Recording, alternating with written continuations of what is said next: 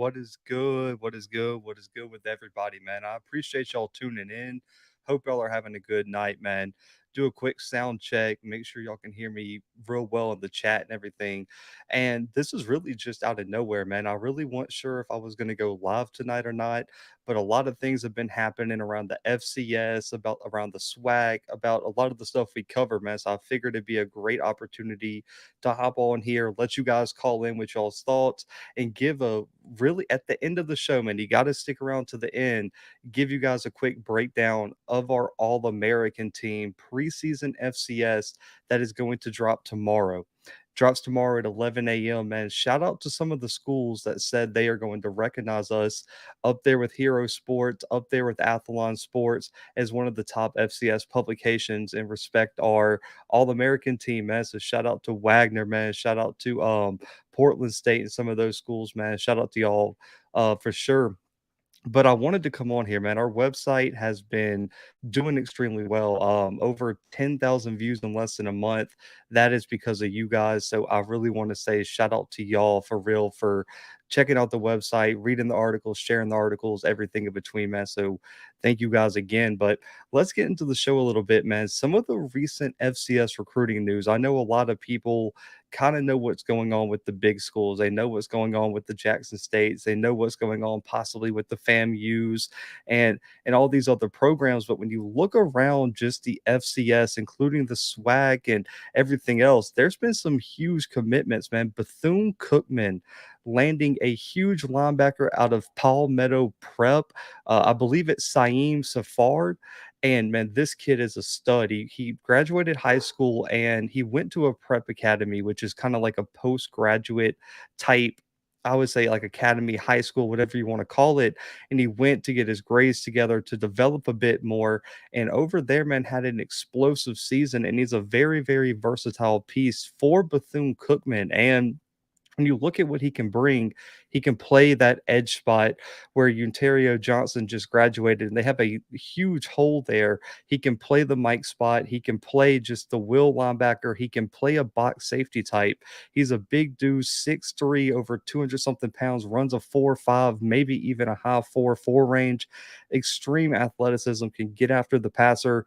I really, really like to see what he's going to bring to Bethune Cookman, man. But that's a huge pickup for them and head coach Terry Sims. Bethune-Cookman has been very, very quiet on the recruiting trail, and linebacker was one of those positions that I was very worried about where they had a lot of holes.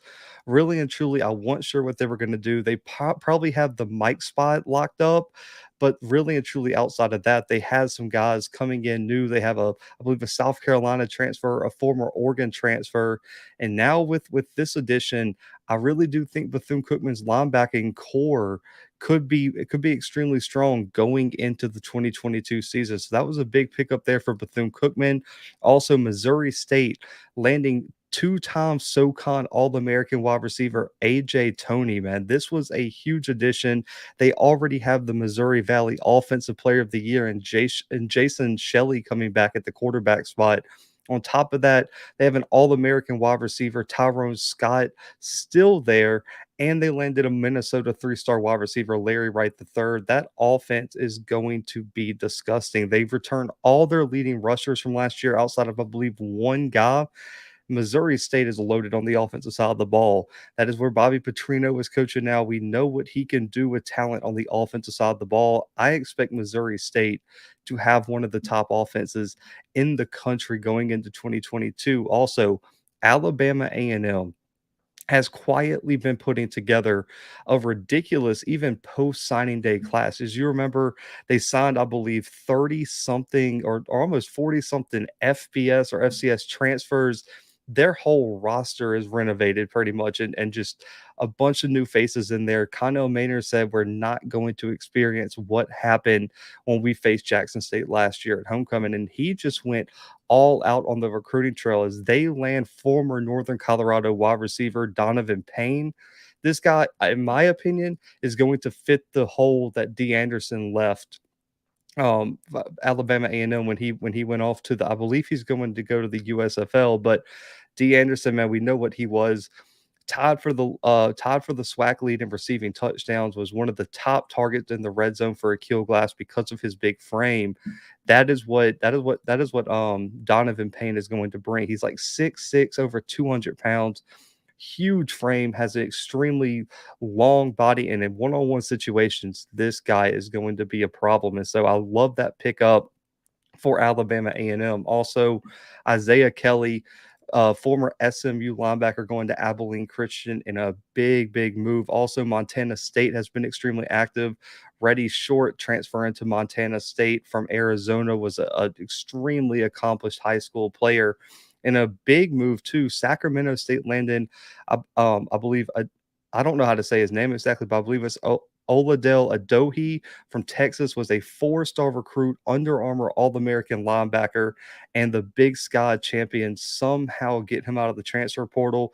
He struggled with some injuries at times, but if he is healthy, that is a huge addition for Sacramento State. And then on top of that, man, the last one before I move on, Idaho has been killing it on the recruiting trail, landing former USC linebacker Giuliano Falanico, also landing former South Dakota State quarterback Jabor Gibbs, and former Notre Dame linebacker Paul Mawala.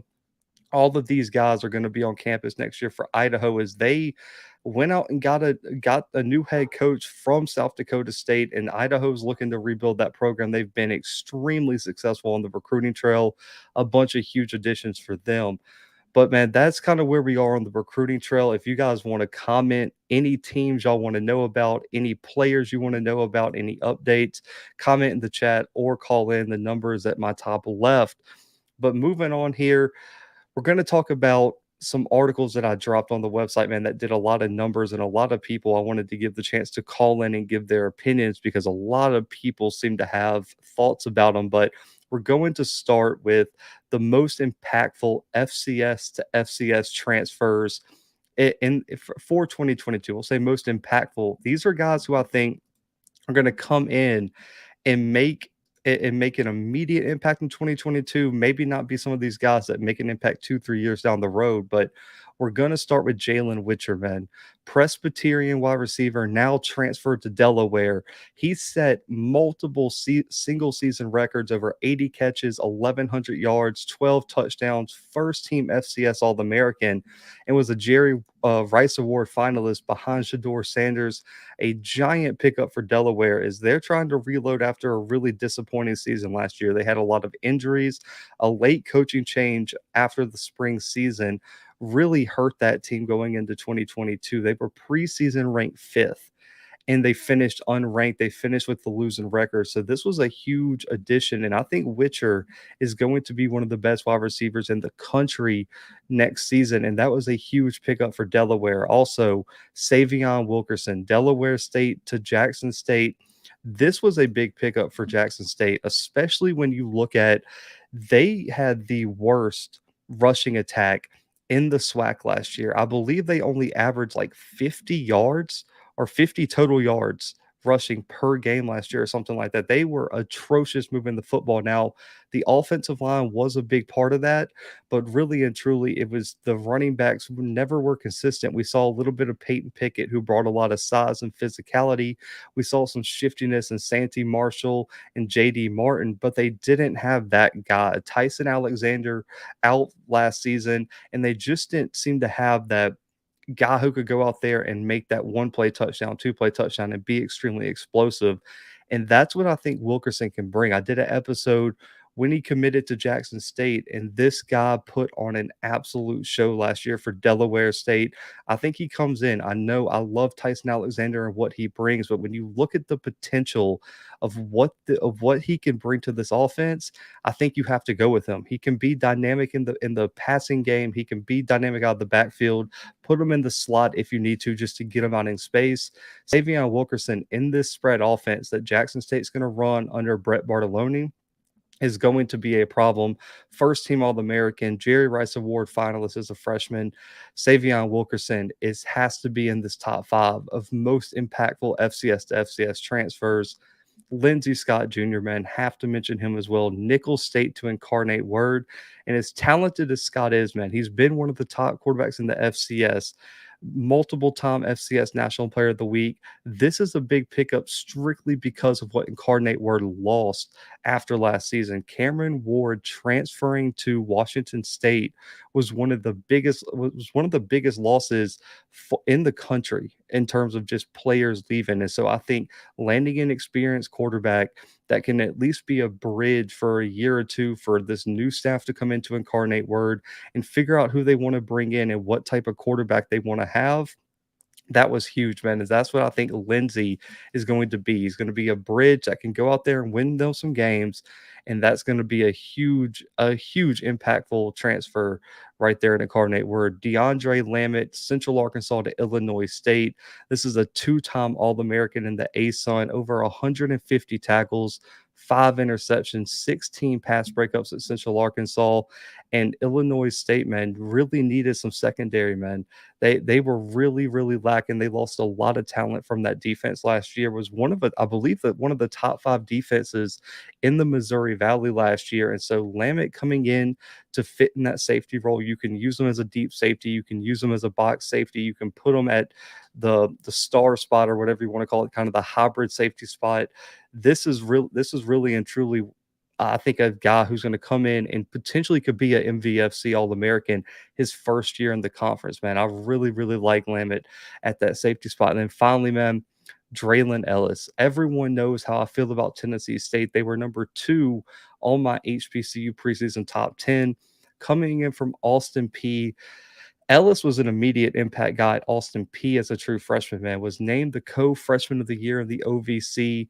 Also was a finalist for the Jerry Rice Award. Was named the preseason OVC Player of the Year. Missed some time with some weird stuff with the new coaching staff this past season. But when you look at what Eddie George needed, they went out and got Jeremy Hickbottom from Grambling last year. He came in, offered a lot of stability to that quarterback spot.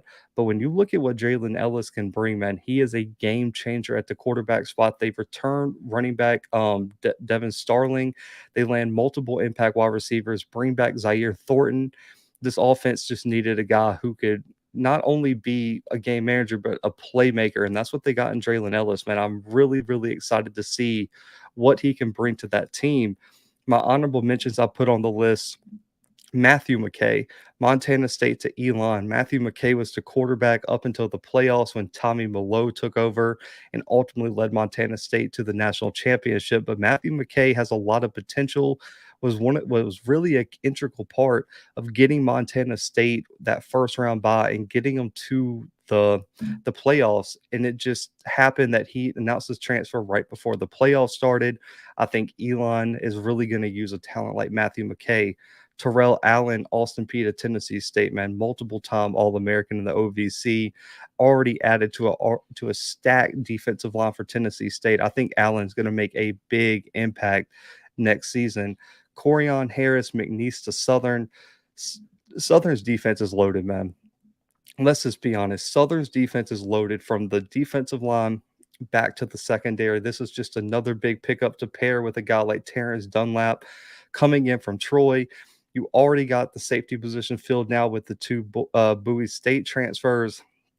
Listen, Southern is loaded, man. And Corian Harris being an All-American really gets me excited over there. And then finally, Greg Benton Jr., Western Illinois to Youngstown State. Big physical playmaker on that I would say the front 7 for Western Illinois, man. Huge transfer there. But excuse me, but those are the transfers that I pick for the top FCS to FCS transfers. There's so many, man. There's so many. And yeah, Paris, I hear your comment. Their linebacking group really suffered when they lost Cunningham. Cunningham was the linebacker that transferred in from Oregon, former 4-star. He was a stud. And them losing him, I think, is a giant loss pair. So I do agree. Their linebacking group would be the only question mark, I think, on that defense. But they still returned some really good players. They landed some 3-star guys transferred in at that linebacker spot. I don't think it's a weakness, Paris. I just don't think it's as stacked as the D-line and secondary. Because when you got Jordan Lewis, Jason Dumas, Trey Lang, Greenhouse, I mean, they got some studs on the front 4. So I do like all levels, Paris, but I do think if there is a question mark, it is their linebackers.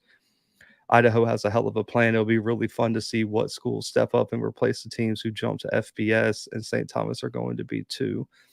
I can see it, man. Listen, St. Thomas is such an interesting story. I really need to do. I think I might do a featured article on their journey to FCS. In case you guys don't know what Kaz is talking about, St. Thomas jumped straight from D3 to FCS. Skip the D2 level altogether. They're one of the most successful D3 programs in the country. So St. Thomas is going to be someone to watch in the FCS. Let's see.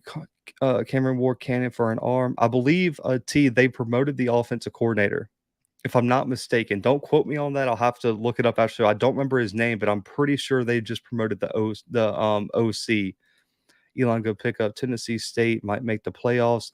I think they do. Listen, I think I've been vocal. I did it on the rankings episode, and I believe, and if I remember right, I think I picked them to win the OVC in my way too early conference predictions. I love Tennessee State this year, man. I really, really do. When you look at their additions and what they've returned, they were a very young team last year outside of really Jeremy Hickbottom and Corey Raymond at the safety spot. They've returned a lot of talent. So I think Tennessee State's loaded this year. You look at Draylon Ellis, you look at Starling at the running back spot, you look at Rod Green and some of those additions on the offensive line, Zaire Thornton at wide receiver, Holloman from Georgia, former 4-star wide receiver. Man, they're loaded on offense. And then they got 3 All-American defensive linemen. Ulaine Kavon Pope, 4-star Ohio State transfer at the linebacker spot. And your secondary returns a lot of talent, and you solve the safety spot with a player like Deshaun Watkins from Memphis. In my opinion, I think it's absolutely loaded, man. Tennessee State, in my opinion, should be right there with UT Martin competing for the OVC title this year.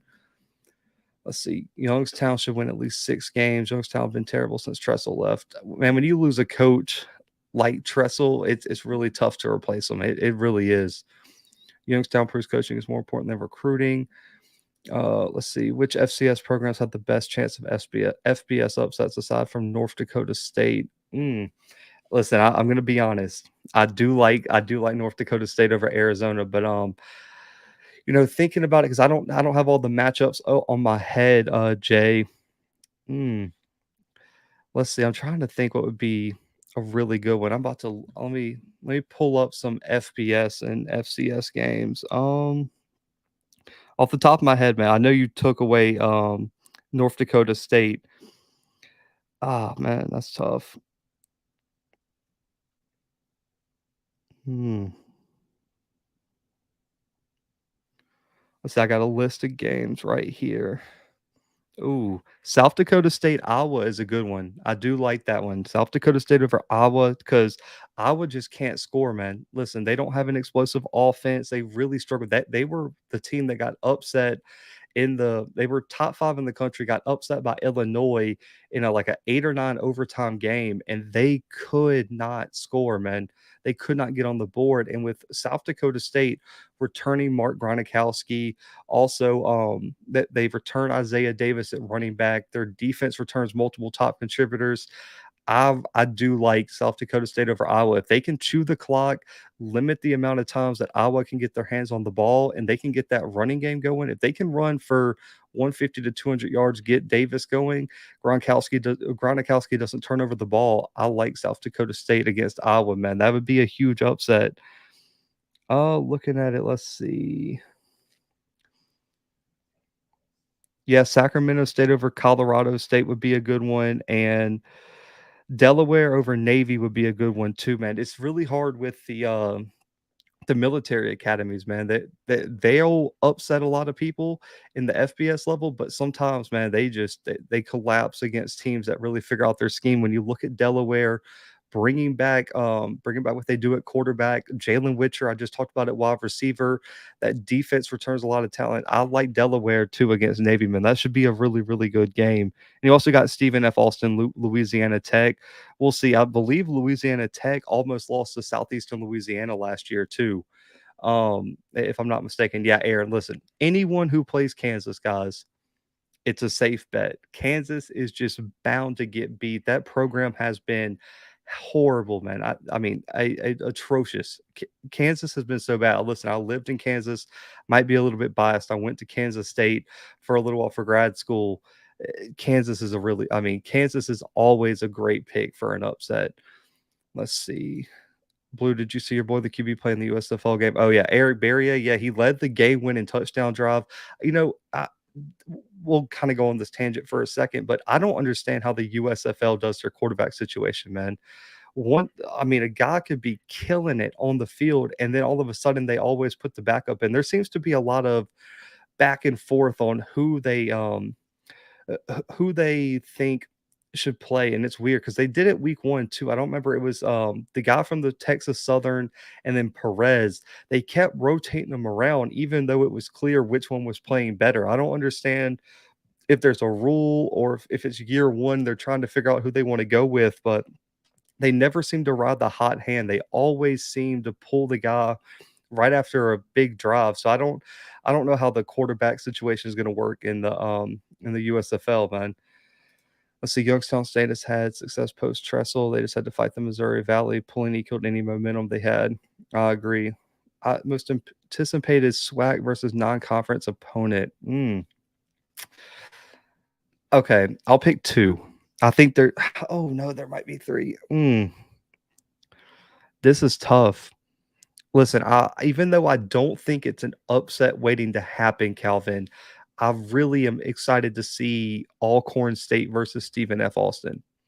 I think week 1, that is one of the more, I think, overlooked matchups. The Orange Blossom Classic, of course, is getting all the shine because it's FAMU versus Jackson State, but Stephen F. Austin versus Alcorn State could be huge. I mean, Alcorn State could get a big win over a potential WAC champion week 1 in Lorman. They get to host, in my opinion, the best wide receiver in the country, and Xavier Gibson. I don't think it's even close at this point. And you get to put him up against KJ Kinsler and some of those big names in the Alcorn secondary. I think Alcorn Stephen F. Austin is a huge one. And then really and truly Tennessee State, Jackson State, man. I've been saying this. Listen, I wasn't going to go to that game. I changed my whole schedule to get there, man. I really and truly, I'm going to be at that game. It's going to be the final Southern Heritage Classic for now. We'll see if they renegotiate and get that game scheduled, which they should. Eddie George and Deion Sanders has to be a game for the next few years. They got to figure out a way to make that game work. But I really like that game. Draylon Ellis versus Shador Sanders. I think we're going to find out a lot about the Jackson State defense. They lost Keontae Hampton. They lost James Houston, Antoine Owens. I think we're going to find out a lot about both of these teams. Now, Tennessee State and Jackson State have big games week 1 too. I'm interested to see if either of them slip up week 1. Is there going to be a hangover? If Jackson State loses to FAMU or Tennessee State gets beat by Eastern Washington up there on the red turf, is there going to be a hangover or is there going to be desperation? I'm interested to see how that plays out because in week 1, in week 1, there's some teams that kind of hide their playbook because they schedule weak games week 1 just because they want like a tune-up game for their team. Neither of these teams schedule tune-up games. Eastern Washington and FAMU are not tune-up games. That's going to be an interesting game. Tennessee State, Jackson State, Central Connecticut at UConn. Another good pick, man. UConn is atrocious, guys. UConn, UMass are really fighting for the bottom of the barrel at the FCS level. Maine at New Mexico. I like that one too. South Dakota State will beat Iowa. Lock it in. Will beat the Hawkeyes. Let's see. Tennessee take over Kansas. Do you think Campbell will have a good season? I think Campbell will have a good season, JJ. I think they probably, I would say top 3 in the Big South right now. I think them, North Carolina A&T, possibly Bryant are going to be the top 3 teams in the Big South, and I think one of those teams will win it. Now, Campbell, if you're looking, I mean, they've been really bad recently. I mean, they were missing their starting quarterback last year. They returned Brevin Allen, the Big South Defensive Player of the Year. They returned a lot of pieces because they were also young last year. But if you're looking at Campbell, if you can win 7 games, that's an A-plus season for Mike Minter, man, and I don't think people know this. Campbell has only been a scholarship program for about 4 or 5 years. They were in a non-scholarship conference when they joined the FCS. So this program has only been able to give full athletic scholarships for about 4 or 5 years. So I think Campbell still needs a little bit of time, but you're seeing now that they can offer full rides and full athletic scholarships, they're recruiting at a high level. Mike Minter and that staff is putting together great recruiting classes. I think Campbell right now, I would say 7, 8 wins would be an A-plus season. If you can win the Big South, Mike Minter deserves Big South Coach of the Year without question. He's in the blue room, and you know how to do it. Listen, shout out to Cut Day putting me on with the color lights and everything like that. Let's see. JSU's offense is going to put that heat on FAMU. Richmond over Virginia. My little cousin goes to Kansas. They bring up basketball more than football. Yeah, basketball is the money maker, man. Basketball is the money maker in Kansas. Listen, I got to see them win the national championship in basketball not too long ago. So, bro, Crescent, will SU even score against LSU? Do you agree? Will FAMU will lose by 50 against North Carolina? Oh man. Listen, I do think Southern scores. When you look last year, McNeese played LSU pretty close. I believe it was 17-0 at halftime. They lost like 34-7. Southern will score. They're good enough to put up points on the board. And I don't know about 50. I think mm, mm, that's tough, man, because North Carolina losing to Sam Howell, losing De'Ami Brown, not Joe, Javante Williams, Michael Carter. They've experienced a lot of losses. Their quarterback position is still up in the air. I would say the point spread is probably going to be about 30-35. I would say that would probably be my guess right now in mid-June with the uncertainty surrounded by North Carolina. But I don't think either game is going to be very competitive. If you ask me, I think both of them are easily decided by 20 to 30 points. Alcorn fans got to show up. I agree. Do you think Campbell's going to be ranked before they play JSU? Probably not, Coach Green. I'm trying to think who all they play before they play Jackson State. Let's pull up Campbell's schedule here, and we'll go through the games together. Let's see. Because they got to have some big games, Coach Green, if they're going to be ranked. They play the Citadel week 1. They play at William and Mary, at East Carolina. Then they play MEAC team, North Carolina Central, Charleston Southern, and Robert Morris before. I don't think they got big enough games. If they're undefeated, Coach Green, they might be able to slide into the honorable mention, maybe 23 through 25 range. But due to the fact of the history of Campbell not being very good, and they're probably ranked extremely low right now in the preseason poll, I would find it very hard to believe. They would have to Coach Green, they would probably have to beat everybody on their schedule before Jackson State by like 20 points. I mean, they would have to be impressive, but I don't think Campbell will probably be ranked before they play JSU. I really don't. And if they are, it won't be super high. I like Richmond. They've been steadily getting better. Virginia has a lot of FCS teams fighting for the same recruits. Yeah, Virginia, Florida, some of those states, Texas, it's tough to recruit as an FCS team. Let's see. We don't want you in Memphis. Listen, man. Hey, I'm good luck. I came to one game. I came to one Jackson State game last year, Sonic Boom, and you guys beat Alabama A&M by a record margin. I'm good luck when I'm in person, but when I pick you guys on the show, sometimes against FBS schools, maybe not as good luck. They need a new coach. Let's see. Campbell is not that good. If JSU loses to him, it's over for JSU. Is Campbell a private school? I'm not sure if they're private or public, Mr. Carey, but I know they were in the Pioneer League when they first joined, and that's a non-scholarship league. They were there with like Davidson and some of those other programs. They just didn't have scholarships to give, which is really, really tough to compete when you're going up against some of the top FCS schools in the country with no scholarships. Will the Southern LSU game be a blowout? Yeah, I do think it's a blowout, K. Lofton. I agree. How could people not see how primetime and Eddie George matchup is not? That's what I'm saying. Listen, I get it. It was a bad contract. I think Jackson State fans, Tennessee State fans, the media understands how bad of a contract it is now. But man, you got to have that game somehow and make it a home and home, or have it in Jack. I mean, that game in Jackson, in my opinion, would be a sellout. or close to a sellout. If not, I don't know exactly how well Tennessee State travels off the top of my head, but I think that game in Jackson would do crazy numbers with Eddie George and against Deion Sanders, and let Tennessee State beat Eastern Washington week 1. That game is going to be huge if both of those teams win their week 1 matchups. That game is going to be on a national stage. North Carolina A&T needs a QB to compete. A&M versus Austin Peay seems like an underrated matchup. I like A&M right now, EA. Um, right now I would pick A&M, especially because it's in Huntsville. They're going to be desperate for a win because they open up with UAB and Troy. So A&M's going to be 0-2 going into week 3. They're going to have to win that game. And so I like A&M in terms of desperation. And also on top of that, Austin Peay lost a lot of talent this past season. So give me A&M in that matchup. Shout out to my guys, Swacking a Fools. Swacking a Fool, man. Make sure to go subscribe to their channel, man. They got amazing content over there. Let's see. Southern versus LSU is going to be a blowout. Go Braves, Grand Fam. Southern has no business playing LSU. North Carolina is going to crash. What's up? What's up, Kedrick? So what's your honest thought on JSU versus Campbell? I've said this a few times. Uh, Me personally, I like Jackson State in that game right now. I think when you look at, Campbell's quarterback's coming off a big injury. They don't have for me, as crazy as this might sound, Jackson State has a little bit more stability in terms of roster turnover going into this season, especially in the secondary, their wide receiver spot, their quarterback spot. Offensive line is going to be a big deal in that game for Jackson State. Brevin Allen is a monster. Listen, that dude's the Big South Defensive Player of the Year, was one of the top defensive ends in the country in the FCS level.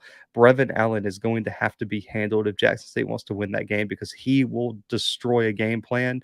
But when you look at all the talent Jackson State has, all the weapons, as long as Shador has a good game, being in Jackson on homecoming, I have a tough time seeing Campbell pull that one out. But right now, I would probably say Jackson State by 7 if I had to give like a prediction in mid-June. But yeah, I would say I would lean toward Jackson State to win that game right now.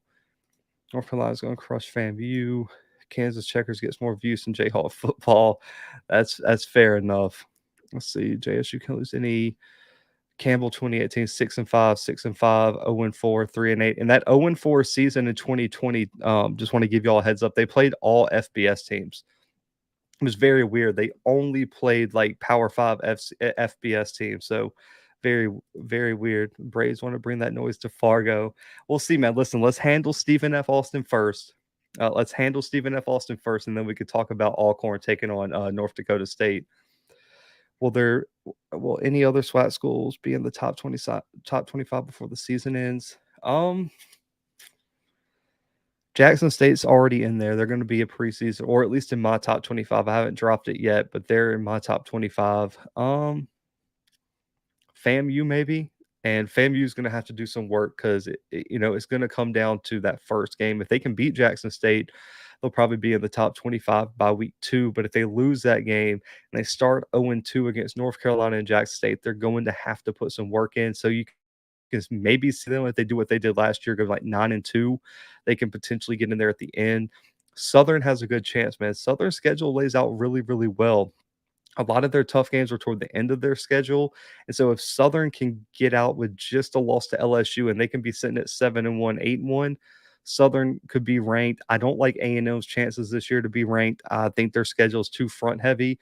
You got UAB, Troy, Austin Peay, FAMU in the first 4 weeks. I really don't see A&M being ranked this year at any time. I just don't know if their schedule plays out for it. Possibly Grambling, but they got Jackson State extremely early. They're going to have to go into Jackson and win that game. So for me, it's going to come down to Jackson State and FAMU, possibly Southern. But in terms of any other teams, Alcorn would have to beat Stephen F. Austin, and that is a tall task right now, looking at it from just an analytics perspective. So I would say possibly FAMU and Southern would probably be my picks there if I had to say any SWAC team is making the top 25. Okay, so yeah, Campbell is a private school. What other SWAC teams you see getting in the rankings? What MEAC teams do you see getting in? Probably none. If I had to look at the MEACs, South Carolina State would have to probably go undefeated at the FCS level. They're gonna have to beat FAMU. beat Bethune-Cookman. They're gonna have to go and feed in the MEAC again. I would say your only option there, Coach Green, is probably South Carolina State, but I don't like their chances. I think FAMU has a really good chance to knock them off. I don't see any MEAC teams being ranked, but the only one I could possibly see is South Carolina State. Let's see. What do you think about Bryant University going to the Big South? Man, they're quiet. They lost a few big pieces from last year, EA. But right now, if I had to power rank the Big South, I'd probably put them third. They're better than Gardner Webb. They're probably a little bit behind North Carolina A&T and Campbell. But I would probably say Bryant's about the third best team. Their quarterback spot was going to be interesting this year, but if they can if they can be consistent, because the thing with Bryant is week to week they just couldn't put it together back to back weeks. I think Bryant right now is probably a top 3 team in the Big South with the exit of Monmouth and Kennesaw State. Let's see, they would definitely travel to Jackson. Good, probably so. Let's see, JSU will probably finish 10-2. Mr. Carey, who do you have them losing to? Yeah, I need to know who you got them losing to, man. You always ride for JSU. I need to find who do you think JSU loses to, Mr. Carey? Sorry, no chance they beat Eastern Washington. Big Sky Conference is leagues better. It's a fair take on that one. I wish we would play in DSU. I ain't crazy all over the boat. I want to see how we stand up though. How many points can Dooley get on LSU? 14. I think 7-14 or maybe 10. If you can get anywhere from 7-14 points, that's a really good outing in Death Valley, and it's probably going to be at night, I would assume. I think 7-14 would be really solid for Southern. Home and home is how every conference does games except the SWAC neutral site games pay alumni. Let's see. They need to put out a new show. Who needs to put out a new show? Tennessee State has done a great job recruiting. They'll be much improved. I agree with that. The Braves have the 12th man working for them. SFA better not show fear or weakness. Listen, I'm excited. I know I've already talked to G. I believe I already told G I'm going to be. Listen, if y'all want, listen, I got a whole schedule, man.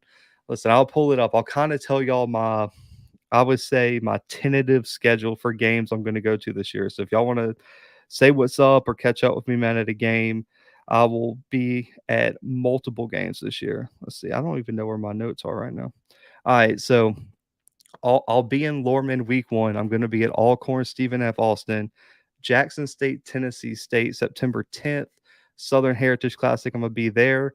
Alabama A&M FAMU, September 24th. Going to be down there in Bragg. Also, Jackson State, Alabama State, headed to Montgomery. I want to see what's going on up there at Alabama State, man. I'm extremely excited if they start D Davis, be at that game. JSU Campbell, be in Jackson for that game, man. Excited to experience homecoming.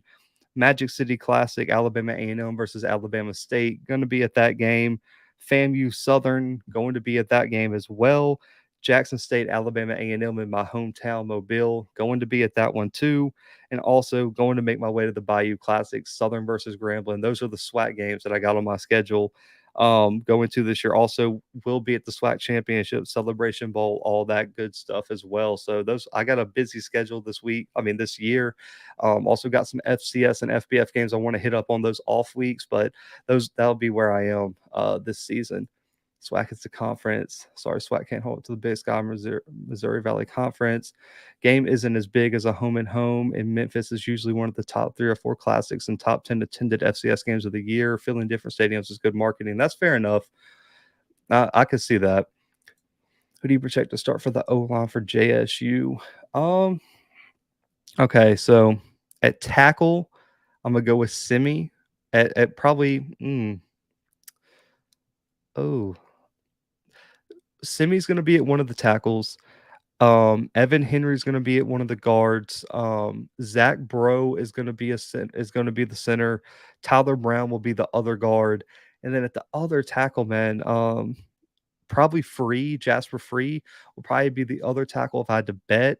But that would probably be my 5 right now for JSU going across the offensive line. So Henry and Brown at the guards, Bro at the center spot, Jasper Free at the tackle spot, and then Simi Moala at the other tackle spot would be kind of where I put it as of right now, Darren.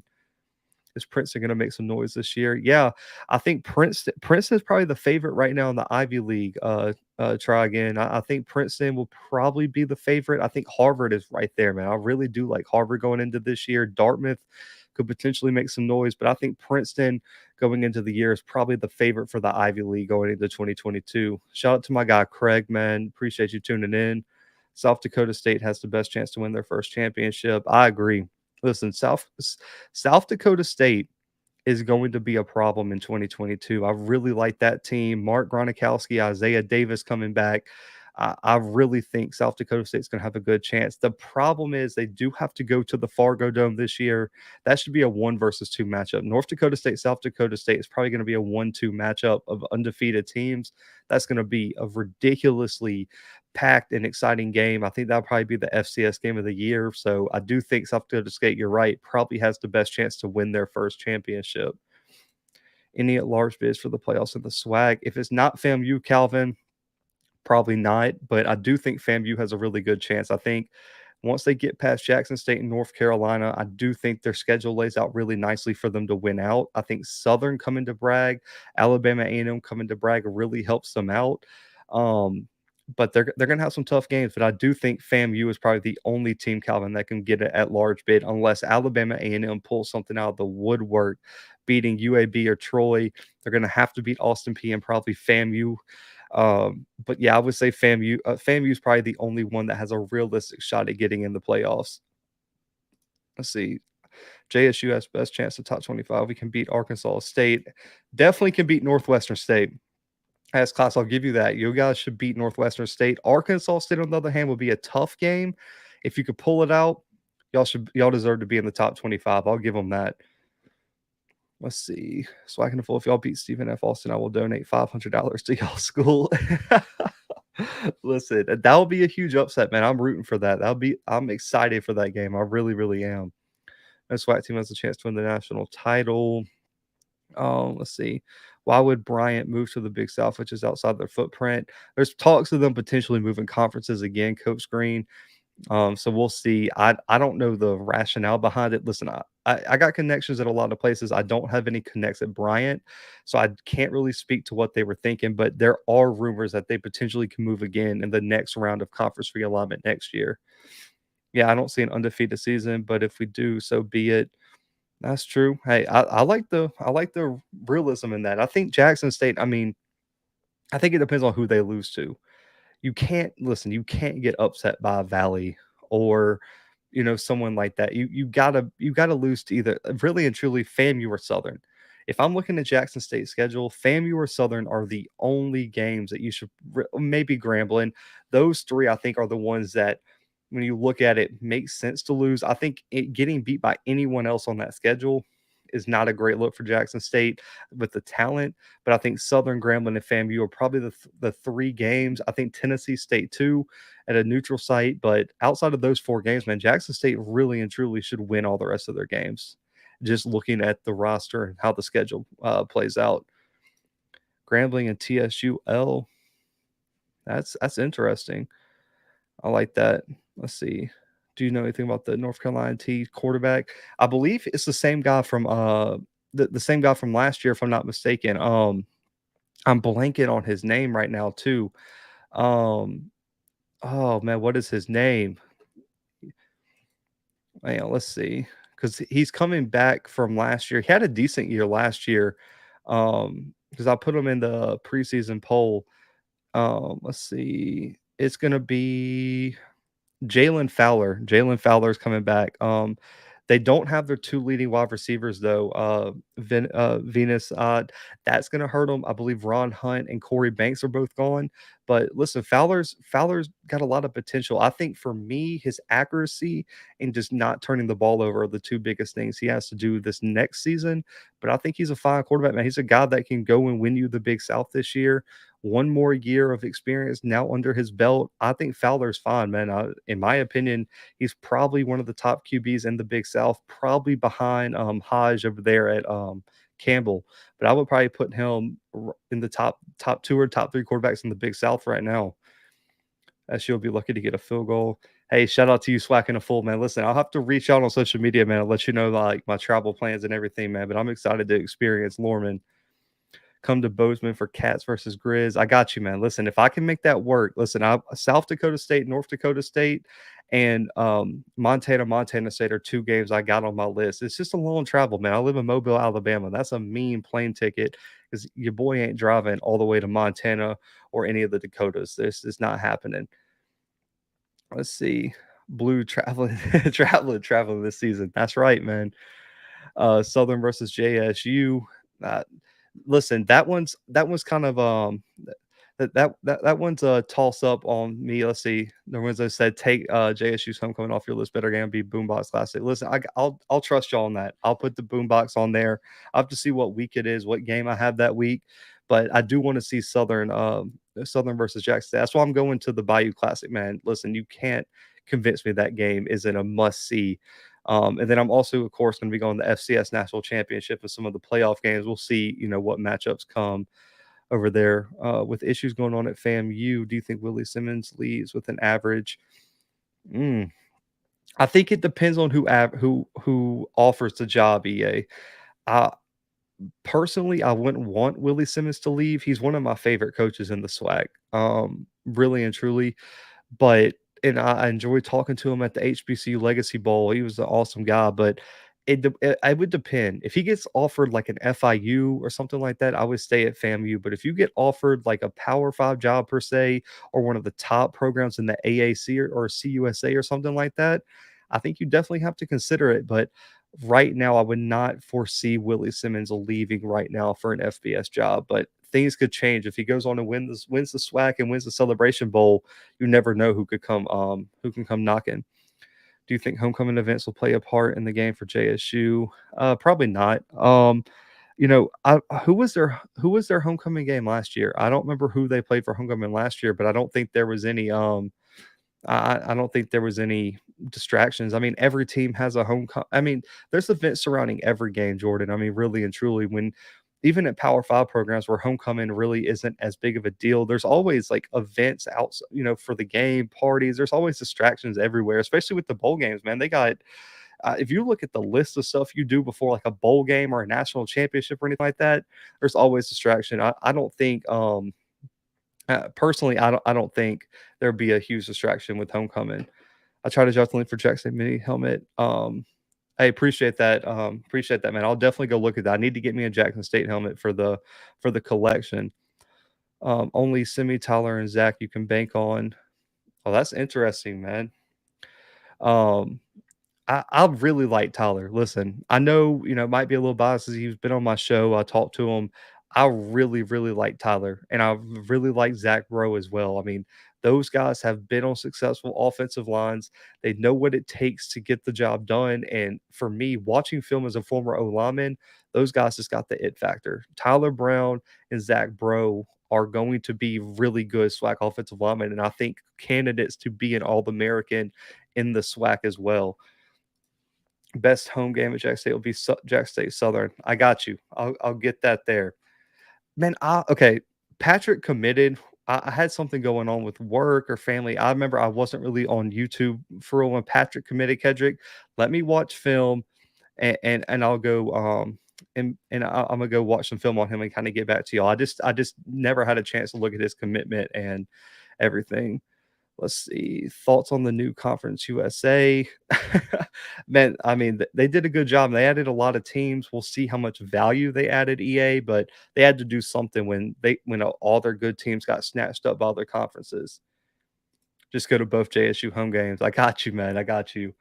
Blue right now. Yeah, Demas was in Mississippi too. I don't know if there's any Jackson State insiders in here. I know Lorenzo's in here. I don't know if he knows anything, but he was in Mississippi. I don't know if he was in Jackson. He could have been at Ole Miss. He could have been at Mississippi State. There's a lot of schools. He is in Alabama right now. If he commits to Alabama, I'll be pissed. And that wide receiving core is going to be loaded after they just landed Louisville's best wide receiver too. So hopefully, I would like to see him come to the FCS level. I really would, and that would be my pick. Danielson, Missouri State's done a great job recruiting this offseason. Man, they have. I really am impressed with Missouri State landing the guy they did today from Stanford, AJ, a SoCon All-American. Now, what happened with the running back Otis Way out of North Dakota with the whole sexual assault case, getting his scholarship pulled is tragic, man. And there's a lot of weird things going on with that. But outside of that, man, with Larry Wright and some of the talent they have returning with Jason Shelley and Tyrone Scott and some of those defensive backs, I like Missouri State, man. I really do. I got them in my top 5 for my preseason top 25. I really, really like Missouri State next year. Let's see, Kennesaw State, Jacksonville State this year. Who do you think will win? Give me Kennesaw. Until Xavier Shepard leaves, give me Kennesaw for Jacksonville State. MSU beats Oregon State in week 3. Cats take the number 1 spot then. Ooh, that's a big prediction, man. I like that. I really do. Hey, that would be a huge win for Montana State. Debo and Jasper will battle for that other starting tackle spot. I think Willis Patrick will be on that JSU starting line by game 2. Man, you guys must be high on him. Listen, as soon as this live ends, I'm going to go watch some film on Willis Patrick. JSU versus Texas State next year. I like JSU's chances. I do. Especially, listen, I don't know what their recruiting class is going to look like in 2023, but man, Darren, if they land another, if they land a Peter Woods and they got 2 4-star wide receivers already committed, that team's going to be loaded. Texas State's in trouble. I like Jackson State over Texas State right now. And, I liked them over ULM last year. I don't think, I get, because of my association with some people, I know I get deemed a Jackson State hater, but people forget I picked Jackson State to beat ULM last year. I really, truly thought that Jackson State was going to beat ULM. I did an episode with my co-host Brandon back in June about how ULM Jackson State was one of the top games that I thought FCS versus FBS wins, and they just didn't pull it out. So I think Jackson State absolutely can beat Texas State next year. ETSU go back to the playoffs, possibly. ETSU is going to have to replace a lot, man. Quay Holmes is gone. They lose their head coach. They have a lot of turnover, and they're in a really tough conference. I don't know about ETSU. I don't think they'll get the auto bid. They potentially can be an at-large, though. Let's see. JSU is going to get beat on the reservation. Neither of those teams know who the QB1 is. Let's see.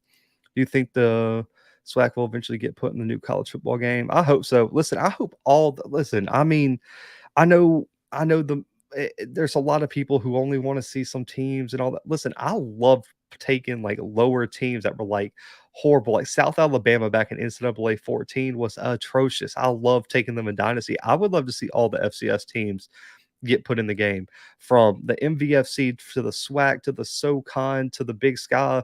Give me all of them, man. There's no reason that those schools shouldn't be in the game. It could help increase visibility and exposure for some of those schools where you're scrolling through the thing, you don't know who Eastern Washington is. You look it up, you discover a guy like Eric Barrier or Cooper Kupp went there, and you get invested. I would like all the FCS teams to be in there, man. We'll see how it works. We still got over a year, man, till that game comes out. There's a lot of things that I don't think have been released yet, but I would like to see all the FCS teams in there. Jackson State will go undefeated in the SWAC in 2022, I'm assuming. Yes, Aaron, I will cop the game. Listen, but we might even have to do like a live stream on the show, like on Twitch or something, where like we do a Dynasty Q&A, man. Well, I'll be playing on here, and we'll just, or I'll get to play some of you guys in the game online, man. We'll have to do a big drop for the NCAA game, man. But trust me, I'm copping it, and I'm going to be busy playing it when it comes out. You made me feel better about North Carolina T's QB. I'm glad I can do that for you, man. I made that drive to Fargo from Jackson a long man. Listen, I drove from Mobile to Manhattan, Kansas so many times.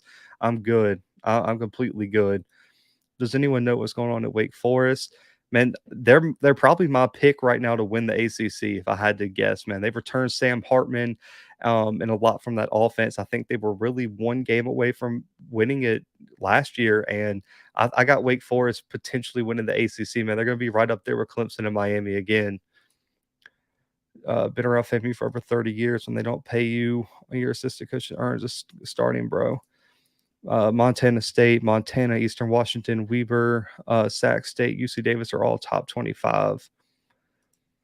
I think the North Carolina A&T versus South Carolina State game is going to be a fire game. North Carolina T versus Campbell has the potential to be a heated rivalry. Yeah, I mean, for that to stay a heated rivalry, though, Campbell's going to have to go to the CAA. And I don't know if you guys missed the announcement. Howard has officially said they're staying in the MEAC. I think Campbell next season, I think the CAA comes after Campbell really hard, especially if Mike Minter takes his team and wins the Big South. The CAA is going to come after Campbell really hard, and that potentially could turn into a rivalry if North Carolina A&T and Campbell go together. But if Campbell stays in the Big South, man, I don't know how much longevity that really has. Okay, Alabama State was the homecoming game. Okay. I wasn't sure which game it was, but yeah, they weren't really distracted for that game, I don't think. Jordan, do you think Campbell will? Yes, I do. I just answered. I just saw this. Boombox Classic get there early. Yeah, I got told to get there the day before for the Boombox Classic. So hey, shout out to Miss Angie. Listen, man, rocking the Andrew body merch, man. Listen, Miss Angie and Mr. Rick, man, have hooked me up completely. Sent me this hoodie, made it custom Bluebloods themed and everything, man. So shout out to you guys. I can't wait to see Andrew ball out, man. Wanted to give them a shout out. I played Alabama State last year. Watched the way Tyler comes off the ball. Tommy Malone wins the Walter Payton Award. Now that could possibly happen. That possibly could happen. JSU and FAMU are the two best teams in the SWAC. Alcorn and Southern are the next two. In the SWAC, I would say, yeah, JSU, FAMU, Southern would be my top three right now. Not necessarily in that order, but I would probably say Jackson State, Southern, and FAMU are probably the top three teams. And Alcorn, man, Alcorn is so tough, really and truly to judge. Losing Felix Harper is going to be so hard to replace, and I really like the kid Allen from Louisiana Tech, but I'm in a wait and see mode on Alcorn. I'm waiting that Stephen F. Austin game is really where I'm gonna form my major opinion on Alcorn. But man, they got so much uncertainty. They got a lot of new offense and defensive linemen, multiple new linebackers. They had to replace Jawan Taylor at safety next to KJ Kinsler, their corner spot. I'm interested to see what they do there, but I got a lot of questions for Alcorn, so I don't know. Maybe I don't know. Ooh, they're probably in the top 7. I don't know if they're guaranteed top 4 though, man. I really and truly. How much impact does an improved O-line? Listen, Booker, everyone knows I try to keep it as just straightforward as possible. If Jackson State has a top 5 O-line in the SWAC, it's over.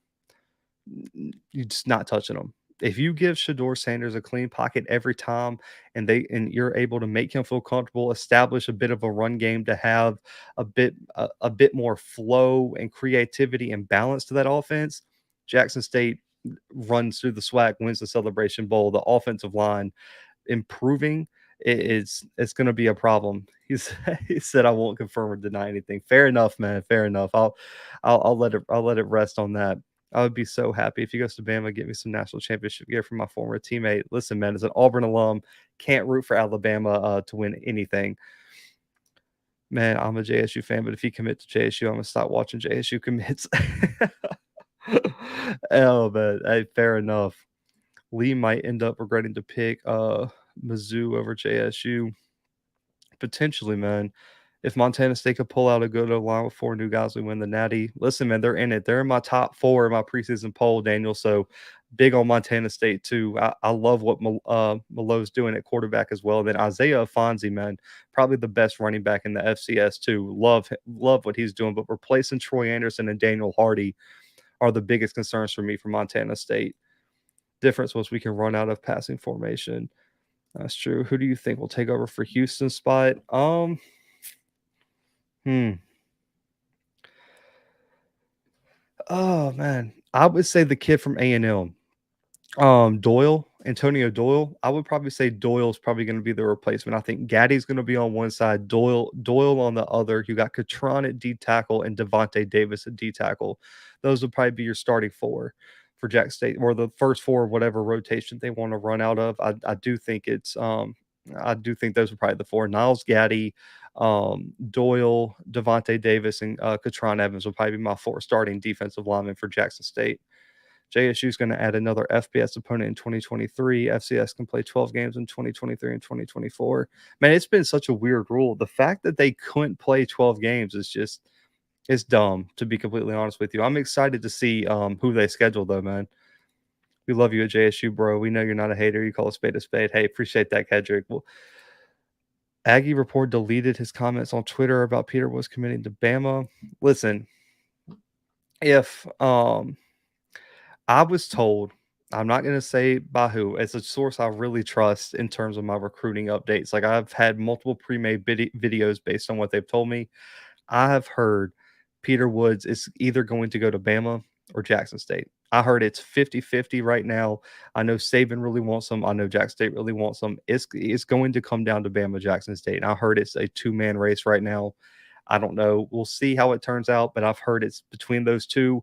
And there is a very, very, very good chance that he commits to Jackson State. And you guys know that I'm not one. Listen, all the clickbait stuff, all that, man, that's for everyone else.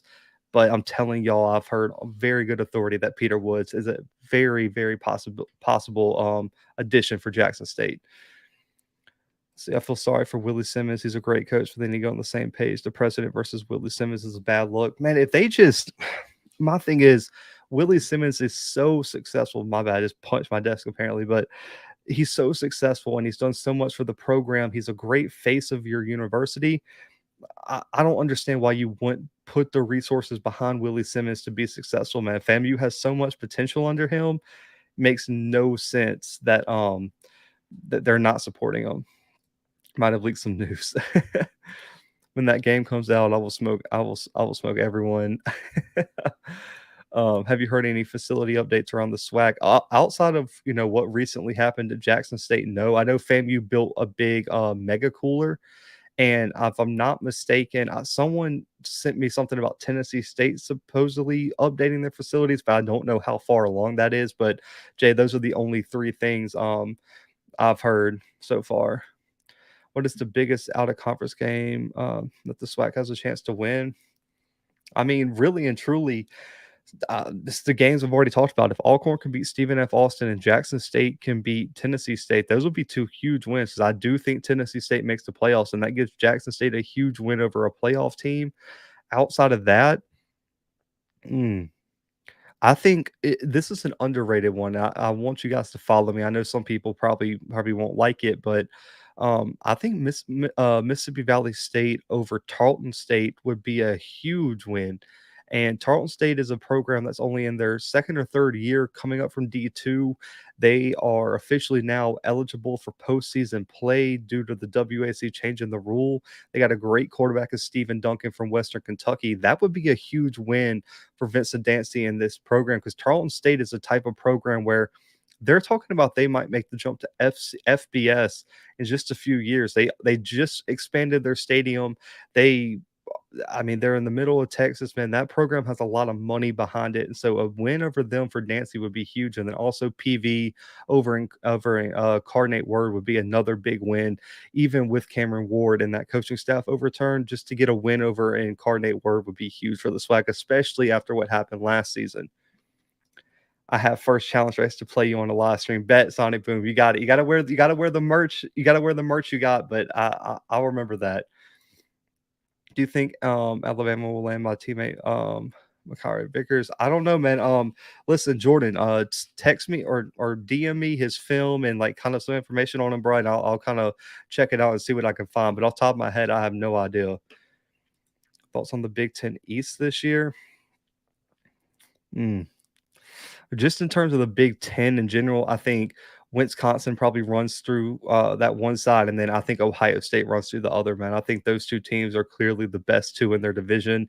I got Wisconsin and Ohio State. I think with CJ Stroud and some of the talent that Ohio State returns, nobody's touching them. I got Ohio State winning the Big Ten this year.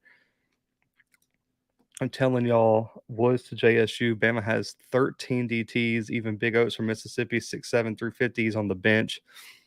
Hey, I mean, there's only been one school or two schools that have really stolen the top talent from Alabama, and that is Georgia and Clemson. And if Jackson State can do it, it could be huge, man. That would be a giant pickup for Jackson State. Campbell to the MEAC watch. Oh, you got Clemson. That's an interesting pick. That's a really interesting pick. Anyone see Middleton? No news on Middleton, man. I know he took a visit to Florida, I believe, and Tennessee State. He said he had a big announcement coming out soon, but I don't know. Listen, I reached out to him after he announced his commitment for Jackson State. I wanted to do a feature article for the website on him, getting his thoughts on his commitment. And he said that he's just committed, that he was still going to take all those visits, explore his options, and told me to reach out when he makes his final decision. So he's still, in my opinion, open to every suitor. We'll see kind of what plays out with that. But right now, I don't really know where to put Middleton in terms of what team he lands. The CAA should pick Campbell. They are really good at basketball and baseball. They're kind of a powerhouse. Man, Campbell baseball made the College World or almost made the College World Series. They were in the Tennessee bracket and almost won that regional over Tennessee. Man, Campbell is a problem in baseball, so I agree. Let's see. Campbell won't get into the CAA. Howard have teams in the NEC. The NEC is better for Howard and Olympic sports, not sponsored by the MEAC. I didn't know that. Lawrence, so just the Olympic sports participate in the NEC? I didn't know that at all. Clemson and Florida just for show is JSU or Bama, Dion versus Saban. Let's see, need to be at the JSU A&M game. Listen, the game in Mobile I'm at. Listen, my I got family that lives right around the stadium. I am in the Mobile. I'm in Mobile for that game. No worries there. If there's any game that I'm going to be at, if I have to cancel my whole schedule, the Mobile game, I will be there. Did JSU upgrade their kicking game? If not, I believe they landed was it a transfer from McNeese or something? I don't remember exactly where he came from, but I believe they did land a kicker, EA. I'm not sure. Frankie Burgess, good call on Doyle. I think Burgess is the guy from Maryland. I don't know. I know Scotty and CFL are really high on him, but I I personally really like Doyle. I think Doyle is going to be a guy who can have that, I guess, explosive step that Houston took last year. So I like Doyle right now to start. I know the kid from Maryland is really good. Right now, I like Doyle. Yeah, I think JSU got another 5-star kicker, not Trey, though. Oh, let's see. So contact through your ballers. How much of an impact does Zephaniah Maya have? I think he has a good impact. He should start because linebacker's was a huge hole for Southern, but I think he starts. Really and truly, what they need him to do is just play sideline to sideline and make tackles. They got the pass rush. They got the interior rush with Dumas and Lewis on the end. He just needs to use them and go make plays in the backfield, man, and just make sure not to give up any big plays. He's going to have to be the quarterback of the defense. I think Maya, in my opinion, Maya is a huge addition to that Southern linebacking core. Blue's not a hater, just a jinx. That's fair. Who starts at QB for Grambling? Okay. I can't. I'm not gonna say any names or anything like that. Let me pull up the QB thing I was looking at. But I heard the new guy they just added. I'm trying to remember his name. I'm looking it up right here. The kid from Syracuse, Chance Amy. I heard that he is a stud and that Hugh Jackson and the staff really, really like him and that he potentially could be the starter even over Holloway, man. But hang on, let's see. We got a caller here. And we're looking it up. What's right up, Coach Green? You live? Syracuse, Chance. What's up, man? What's up? How you doing, man? Man, I'm good, man. Go ahead, call your show in. CAA, who you see stepping up since you gone? So I think Villanova has a good chance to win the conference again, but Monmouth is one of the additions they had from the Big South. Tony Muskett, a studded quarterback. They got multiple top returners. They won the Big South in the spring season. They came like 1 or 2 games away from beating Kennesaw this past year in the Big South. I think Monmouth has a really good shot at the CAA this year. Also, Delaware, man. Delaware's got the money. They got the talent. They finally got a new coach. Last year, they were just devastated by injuries. They made a run to the Final Four. They lost to South Dakota State in the semifinals. Then their coach left in like June. So the coaching change over the summer and everything just didn't go well, and they had a bad season last year. But I think Delaware, Monmouth, and Villanova are going to be the teams to watch in the CAA.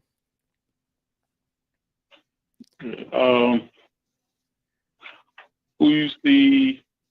How you like that pickup by Tennessee State with the wide receiver? Oh, the most recent one they got? Yeah. Lots of potential, man. I don't know if necessarily he starts this year, but in my opinion, I think he can be a factor in the coming years. Because they got a lot of experience now at the wide receiver with excuse me, Holloman from Georgia. They got the All-American Thornton coming back. They got a lot of experience there. I think he makes an impact probably just in terms of a depth piece right now, and then probably make an impact over the next few years. Because I like their running game. I just don't know. I don't know what their receiver core looking like. Hey, the Thornton kid was an All-American last year. Okay. And they got a 4-star from Georgia. Okay. That's all I wanted, man. Hey, man, I appreciate you calling in, Coach Green. All right. Shout out to Coach Green. It's a Blue Keats a factual, logical face far from a hater, man. Appreciate y'all. JSU will have a top 20 recruiting class in December. You can bet the house on it. Hey, that's a stout prediction, man. Listen, I think top 50 would be huge. If they can get top 20, that's historic. But right now I'm gonna roll with top 50, man. But top 20 would be extremely fun to see happen. The fact that this is even a conversation between Pama and Jack State is crazy. Watch Jamin took shots. I agree. There's a lot of people being shook, man. I think there was a lot of belief that the transfer portal wouldn't necessarily increase parity in college football, and that there's all these changes. Everyone just thought it was going to make the top team stronger, but it's done the exact opposite, man. And yeah, you're right. The fact that Alabama, number one team in the country at the FBS level, is fighting Jackson State for another 5-star, that after they just landed the number one player in the country last year, is a story I don't think any college football analyst, I don't think there's people at Jackson State when they first hired Deion Sanders that really thought that was going to happen. And so, I mean, it's amazing to see, and I'm hoping the momentum continues, man. We'll see how it plays out. Don't get rid of the 8-game SWAC mandate. Big Sky, MVFC, and CAA all have 8-game mandates. Now the ASUN and WAC and OVC and Big South going to an 8-game mandate next season. Callahan O'Reilly won't be Troy Anderson, but will probably fill his shoes nicely. Dakota or Kuda are 2 FBS transfer corners. Our D-line seeing good playing time last year. Our defense will be just fine. Hey, appreciate the heads up, man. Valley has a great chance to get 7 wins. That's a strong prediction, man. 7 wins is a lot with that schedule. They're going to have to beat some teams that they're not supposed to beat. That'd be interesting, though. Let's see. Do you see A&M schedule as a potential playoff pick for them? If they win, they gotta win. They gotta win some games that they're not. They're gonna have to. They're gonna have to beat FAMU and Bragg. Probably they're gonna have to at least play Jackson State close to potentially win that game. Like they can't lose to not necessarily Grambling, but like the Grambling game last year. You can't lose games like that and make the playoffs. They're gonna have to win the games they're supposed to, and they're gonna have to pull off some upsets. So I do think their schedule lays out nicely. If they're sitting there with 2 to 3 losses at the end of the season, they have a really good shot of getting that at large bid. But the problem is that's going to be a brutal road to get those wins. Do you think Alcorn has a good chance of beating Stephen F. Austin? Maybe, but right now I would lean Stephen F. Austin in that game. I would say Stephen F. Austin by like 7 to 13 points, somewhere in there right now. BCU will surprise some SWAC teams this year. There definitely won't be 2-9. I'll be shocked if they go 2-9. Leonard Middleton will be at Tennessee State. I can see that, which is a crazy move in my opinion. With all the Americans they just added on the D line, we'll see how it works out for him. Man, I hope that he figures out where he belongs and goes and makes plays, man. Only thing that worries me is Montana State's O-line. We lost one guy to Cal in the transfer portal, and the only freshman, Justice Perkins, come back to center. Yeah, y'all lost a lot of talent. Lewis Kidd and a lot of those guys at Montana State left. And with Isaiah Afonso being the workhorse of that team. That O-line's got to have to come together, Daniel, really, really fast. If Incarnate Word and Nichols leaves the Southland, it's over. Incarnate Word's already left, T. Incarnate Word's in the WAC this year. They're talked about coming back, but Incarnate Word's already in the WAC. You ain't gonna lie, Doyle been looking crazy in the workouts. Hey, still appreciate you tuning in, Veronica. Still appreciate you tuning in. Week said Brown might start on the edge. That's interesting. I was more impressed with Doyle than I was Frankie Burgess. I was too, just in my opinion. I don't know. Doyle for me has a little bit more it factor to his game than Burgess, but we'll see it. Listen, they're going to put the best players out there, and Jackson State rotates their D line so much, everyone's going to get reps, so it'll be all right. How do you feel about Corey Reed to BCU? Listen, you reunite him with his former quarterback at Jackson State, and they need playmakers outside of Kamari Everett. If they can have 2-3 other targets outside of Everett, and that way the defense can't always shift to him and double cover him, that offense could be scary. I think Kamari Everett is the best tight end in college in FCS football. Corey Reed going there is huge for that offense. Opinion on the redheaded stepchild of the SWAT BCU. Listen, I don't know what to think of the Jalen Jones edition. I'll be completely honest with y'all. I think it's very, very hit or miss. I think with his athleticism, it could be huge if they use him in the right way, but there are a little bit of limitations on what they can do in terms of the air attack. I did talk to his dad, and he was telling me all the workouts. If this team goes as Jalen Jones goes, the quarterback spot last year was way too inconsistent. If Jalen Jones can be dynamic with his legs, increase the accuracy, and get the ball to Corey Reed, Kamari Everett, and some of those playmakers, and their running back position is pretty loaded, BCU could be scary. But I don't think they're in contention to win the SWAC. I think if you can finish 3rd to 4th in that division, that's a really good year. You can get 6 or 7 wins, would be an amazing year for Bethune-Cookman. Middleton just doing what any play does while getting recruited. Even if they're committed, they still visit other schools. He'll be at JSU. We'll see. I'm looking forward to the younger guys stepping up, especially Jeremiah Brown. Jack State has a lot of guys in the front 7 outside of Aubrey that I'm really excited to see how they I guess develop this next year. And then also at the safety spot too. I think Great's probably going to have one lockdown, Cam, but when they start rotating people while Shiloh's coming back from his injury, I'm excited to see what they have in terms of depth in the secondary, because we know Nugget and Travis are going to be the top 2 corners. I'm excited to see some of the younger guys, man. Devontae Kincaid's a good QB coach for Grambling. Love that hire, man. Love that hire, to be honest. That's an amazing hire for Grambling. I'm really glad they gave him a shot, even though he's extremely young right now. I think Devontae Kincaid has a really good future in terms of coaching. If I remember, I said his name first. Jeremiah Williams is going to be a surprise for JSU's D line. Hey, I'll remember it, man. I got you. If he explodes, Kenny, I'm giving you a shout out on the episode. Isn't Middleton from Tennessee? I do think he's from Tennessee. I don't remember what his hometown is or anything like that, but I do think he is from Tennessee. How big of an impact will ASU Davis have on the SWAC East? Listen, if D Davis can play like I think, how I think he can play, Alabama State's a problem. I think he has potential to be a SWAC All-American, man. He can be in the conversation in terms of potential right there with Andrew Bonnie and Shador at the top of the SWAC, man. That's how good I really do think D Davis is. It's just doing it on the field and bringing all that talent to light. That's the big question. And also, what is that Alabama State offense going to look like? It's going to be a completely new staff, completely new scheme. If you use him in the right scheme, he can be a problem. And I'm extremely excited to see how they do that. Let's see. Miami is being investigated regarding NIL. I didn't hear that, man. I'll have to look that up after the show. Why is everyone ignoring ASU's recruiting class? I don't think anyone's ignoring it. I think they had a really good recruiting class. They've landed multiple top guys. I think Alabama State's going to be really good next year, man. We'll see. They should take a step forward.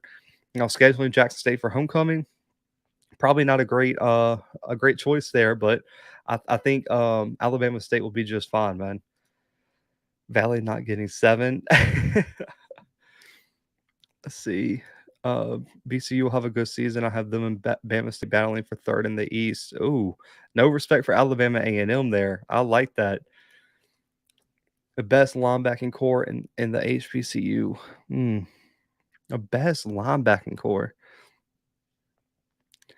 In terms of who has the best linebacker, it's got to be Jackson State with Aubrey Miller right now.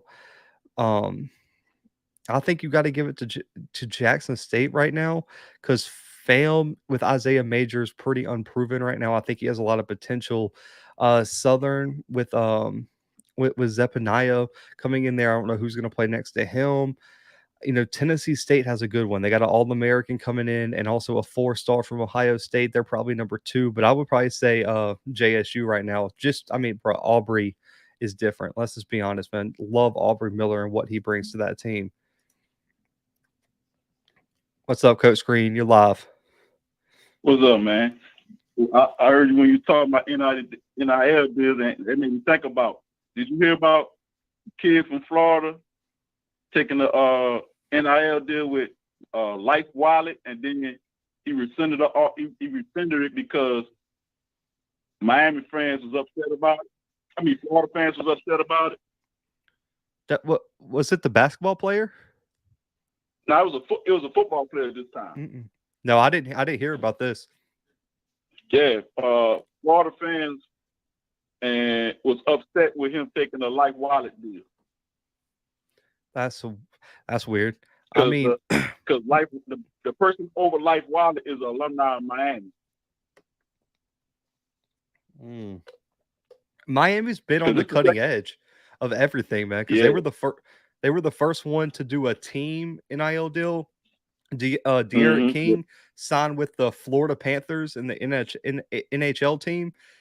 They've been on the cutting edge, and I think really and truly it's going to catch up to them. I think they're going to make some missteps and probably have to answer some really tough questions. Yeah, because it's the second time some fans got upset. Because I know you remember when Auburn quarterback took that NIL deal with that tea company, and Auburn fans or not Auburn fans, Alabama fans. There's some Auburn fans was upset about it. So I'm like, my thing is, why they care who they take an NIL deal with if it's paying the student? That's my issue. There's always people who think their opinion on weird stuff like that matters, and you're gonna have fans like that, man. There's fans like that who complain about what players wear, players say on social media, all kind of stuff. It was bound to happen. Yeah. I think it's gonna get worse, man, because we got all these different people offering NIL deals. If they're alumni of their rival, it will be fans getting upset about it. Yeah, for sure. And you're gonna have people who are every time a student gets an NIL deal, it's gonna be an illegal NIL deal because they're gonna be mad they don't land that player or their players aren't getting that same recognition. And I think you're seeing that already, man. I mean, look what happened with Jackson State and Travis Hunter. You're going to get that all across the FBS and FCS. So you don't think, even at the FCS level, if a kid from South Dakota State lands a bigger NIL deal than a kid at North Dakota State, that those fans are going to go back and forth on it? It comes with the territory, man. Man, it's going to be funny if it's going to be real funny if Jackson State beat out Alabama for that player. They're going to. If I had to put, I know 247 does crystal balls. If I had to put in my crystal ball, I'd put it in for Jackson State right now. Man, it's gonna be crazy. If that happens, I think it will be crazier than what Travis Hunter's was because it's Alabama. 1,000%. And I'm so sure of it. I've thought about go ahead and recording the video and just having it ready to drop. Like, that's how confident I am that I think he might pick JSU. Why you feel like that? I got it on some good sources from Alabama. Damn. That boy blue. That damn boy blue. Hey, we'll see, man. Stuff changes. You never know. So, listen, Yeah, true. the best True. recruitment that I remember like covering was George Pickens. I mean, he was committed to Auburn for almost 2 years, and the Auburn Mm-hmm. coaches had like a celebratory phone call after the commitment. He didn't even tell the Auburn coaches, committed to Georgia, called them, and then called Auburn to be like, "Yeah, my bad. I want it to be a surprise." Wow. Yeah. And that was a brutal recruitment, man. And so it happens. You never know with these schools.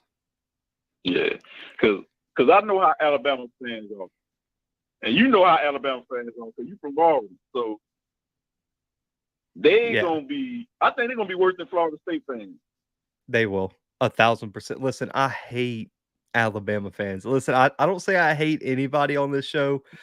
Alabama fans put me in a very bad mental place. I cannot stand Alabama fans. Yeah, yeah, because they don't like to lose to y'all. You see what they did? They poisoned y'all tree because they lost. Yeah, I mean, there was a guy who got when Auburn beat them in 2019, there was a dude who got shot like not far outside from the stadium. Damn, Yeah, Bama I fans ain't heard are about that one. insane. I'm telling you. That's gonna be the Twitter battle of the century is gonna be Alabama fans versus Jackson State fans if Peter Woods goes to Jackson State. Hey, you know the bad part about it? You know the trap. All you know how SWAC fans are and HBCU fans are. They gonna come to the defense of any team against them. Oh yeah. We saw it when Saban's comment came out. Oh man. Yeah, it's gonna be brutal. Listen, Bama fans are gonna lose their mind if that happens, but I got a feeling that there's a good chance of it, man. Listen, there's a reason as soon as Jackson State offered, they got put into the top 3. Yeah. That doggone Tim used to pick up was big, huh? Yeah. I didn't know he was like that.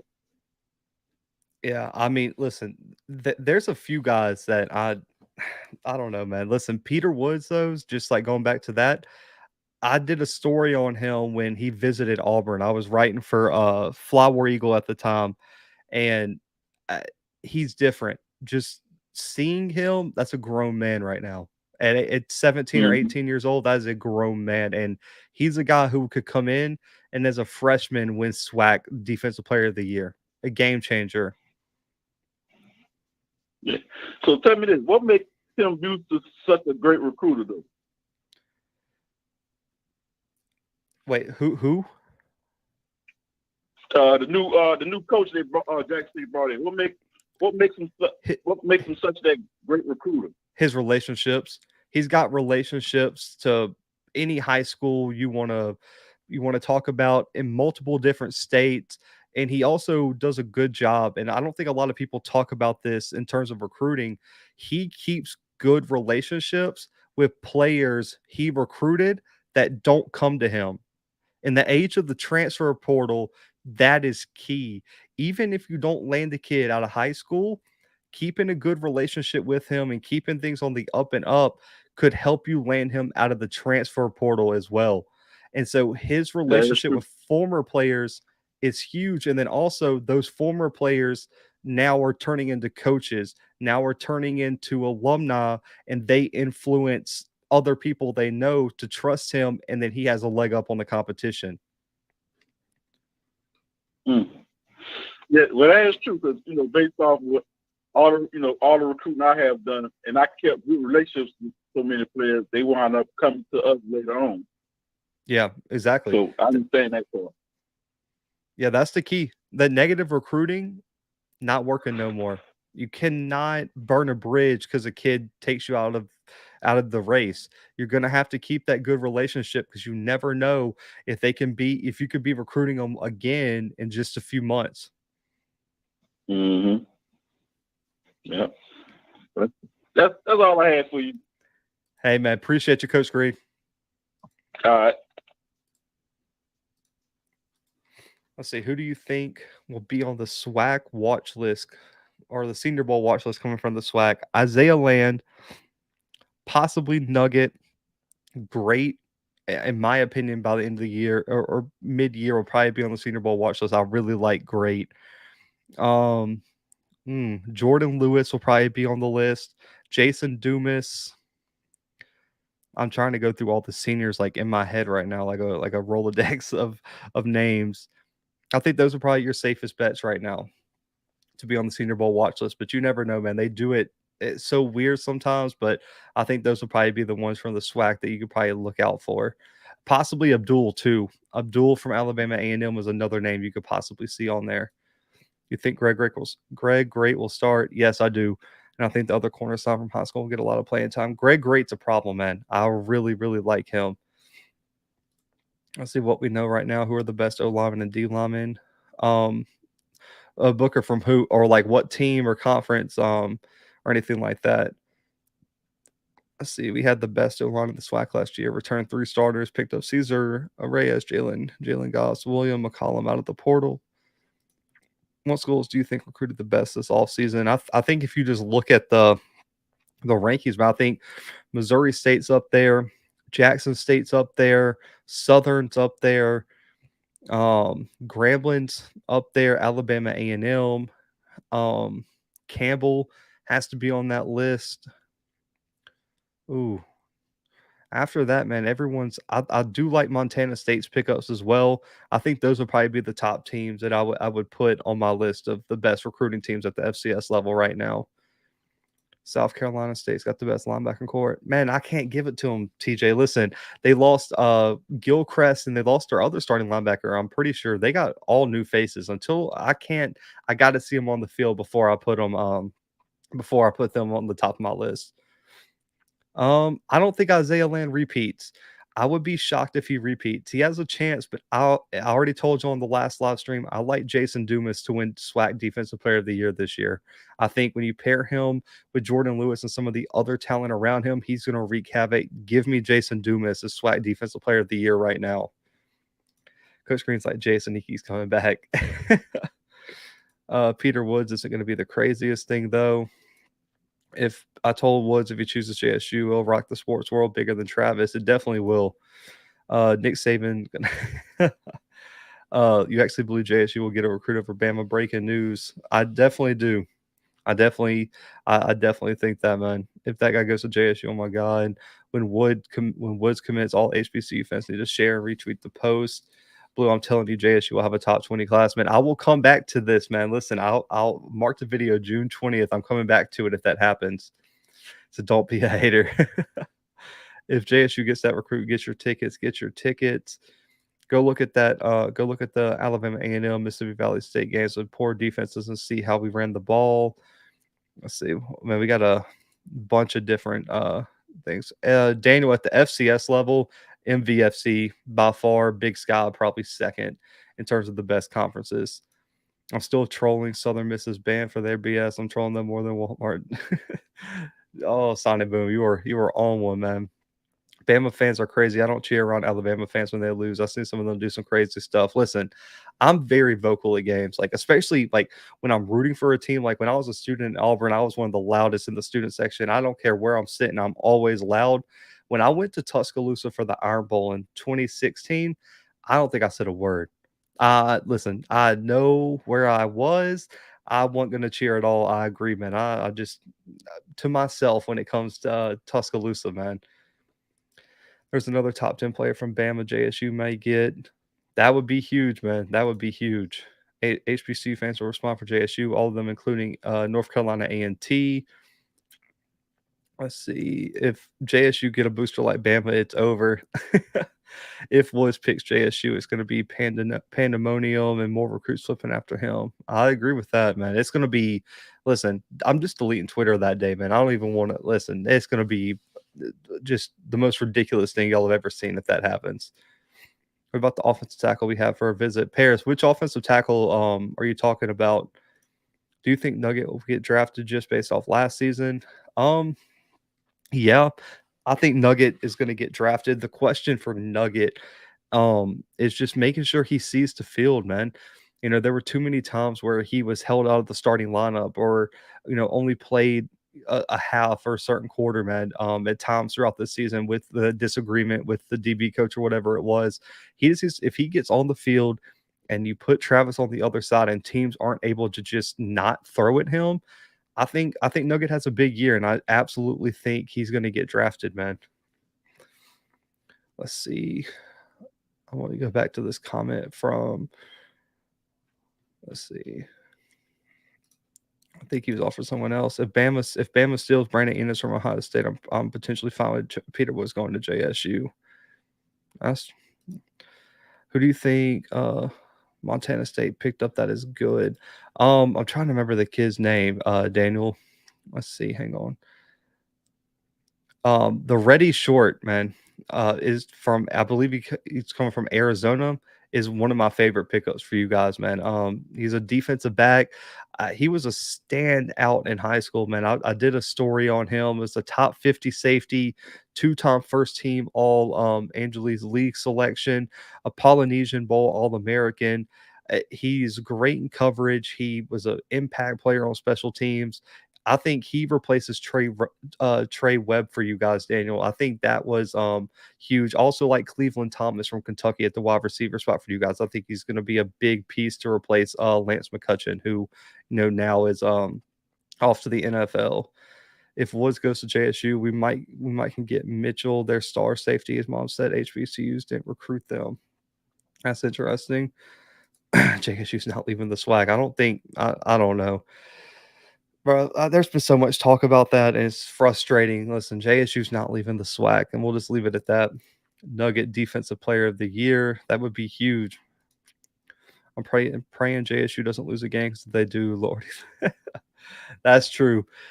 Listen, social media is shutting down if Jackson State Jackson State loses a game. Nugget is unproven yet. He has to have a good senior year for the NFL. I'll need a wingman in Mobile. I got you, man. Listen, just hit me up, and I got you there.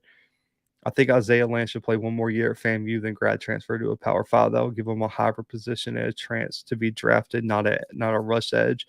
He's gone after this year, EA. He's going to the draft after this year. If he was going to go Power 5 or FBS, he would have done it this year. He had offers. I know for a fact had an offer from Auburn. They were going to bring him in for a visit. There were some concerns that he might not academically qualify due to some progress to degree stuff. But listen, he had a bunch of Power 5 offers. If he was going to do that, he would have done it this year. JSU is deep at wide receiver. Who stands out to you, Blue? I love the guy they got from what was it, Western Illinois, or something like that. Dallas Daniels. Love him, man. Putting him in the slot, it's going to be damn near unstoppable, man. He has the experience. I think he's a perfect complement to Kevin Coleman, who's going to get a lot of time in the slot as well. And then you got Rucker and Wadman and I'm blanking on Shane Hooks on the outside. I really like Daniels at the wide receiver spot. Driver. I think he's going to be an instant impact guy. He's a grad transfer. He didn't transfer to sit on the bench. He's going to see time. He's a guy who can work the intermediate to short routes for JSU, while Wadman and Rucker can work the deep routes. I really, really like Daniels at the wide receiver spot. I went to Texas A&M versus Alabama in 2019. Crazy atmosphere. Oh yeah, it gets loud in Bryant-Denny. Don't get me wrong. They definitely turn up. Outside of SWAC news, I think Alabama gets Arch Manning. I heard it was Alabama, Georgia, or Texas, man. We'll see. I would really not love to see him go to Georgia or Alabama, just for me. Blue up Paris, I saw JSU offer Rambo Hunter, offensive D-line from Texas A&M.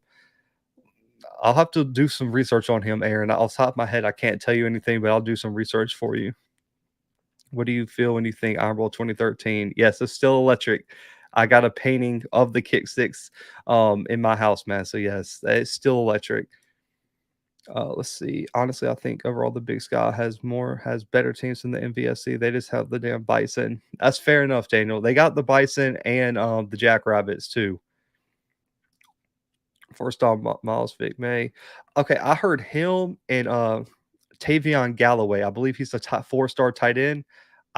Especially Galloway, I think he's probably going to commit to JSU.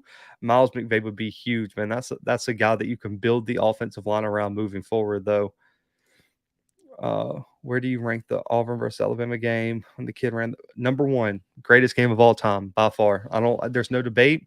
I don't care. That game was the game. That was the best game in college football history right there. Who will be Alabama A&M's QB? Quincy Casey. I think now with Jaron Williams retiring, Quincy Casey is probably going to be the starter for Alabama A&M. How do you feel about let's see, JSU strength and conditioning coach Maurice Sims? I love it, man. Listen, he has been in the Kirby Smart Georgia system. We all see what Georgia turns out. They don't experience a lot of injury. They do a great job late in the games. They develop players too, man. They come in highly ranked, but you can tell they turn into something different throughout the Georgia program. Maurice Sims can offer that same thing to Jackson State, man. And he got to work under Cochran, who is one of the best strength and conditioning coaches in the country. And being in that Georgia system, bringing what they were doing to Jackson State is only going to help Jackson State in the long run. Yeah, Willie Gaines.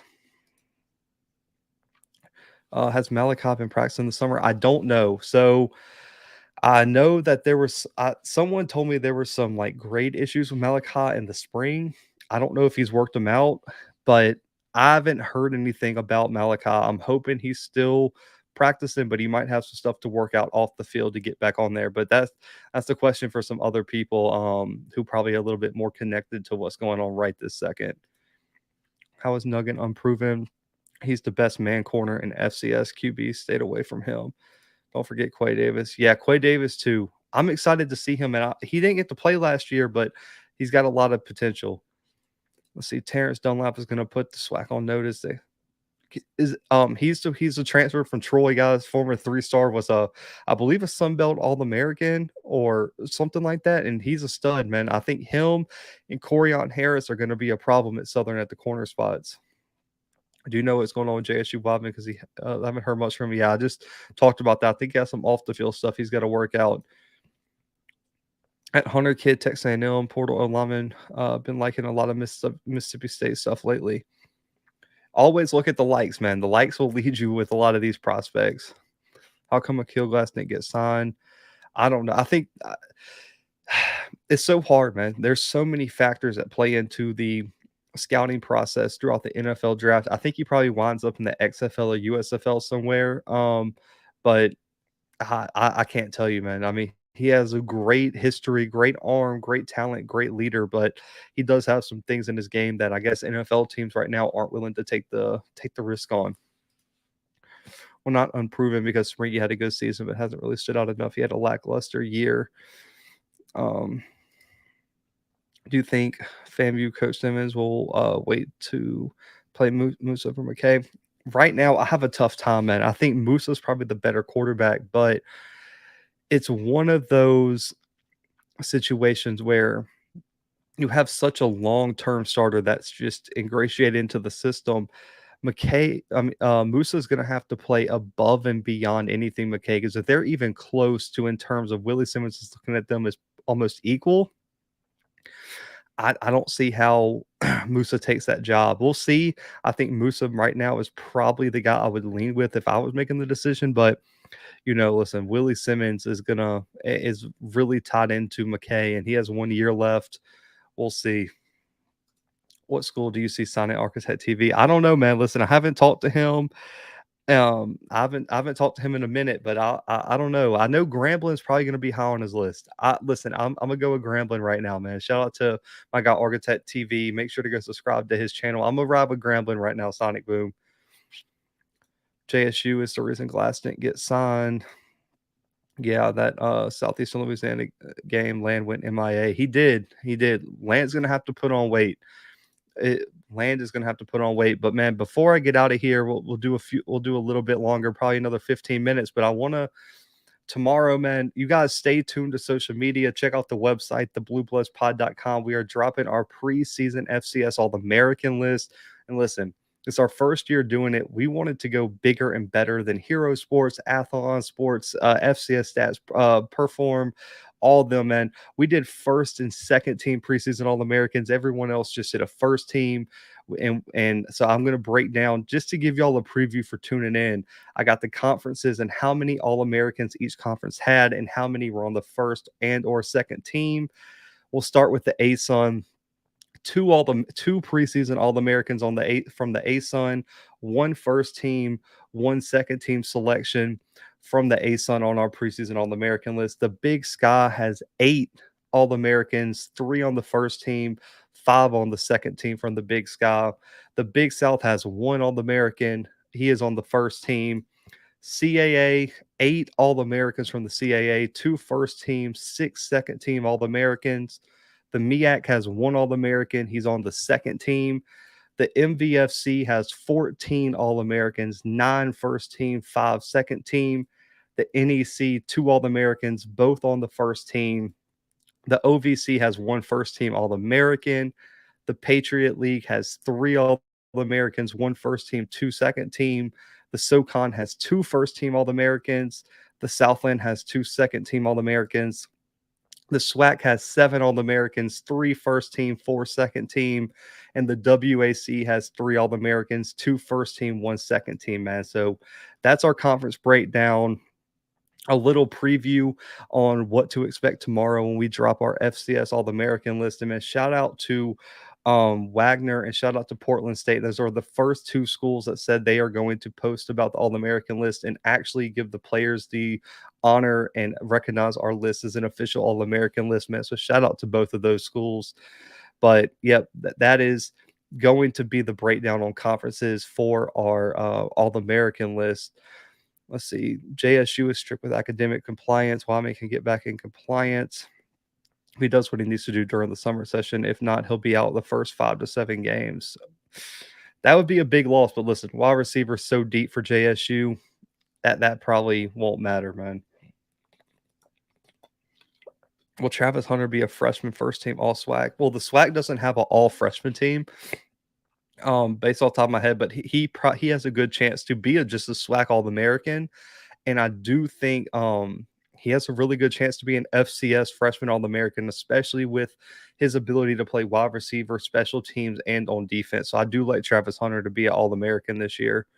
Hey man, appreciate you for checking out the website. Let's see, good show tonight. I appreciate it. Let's see, looking forward to your list.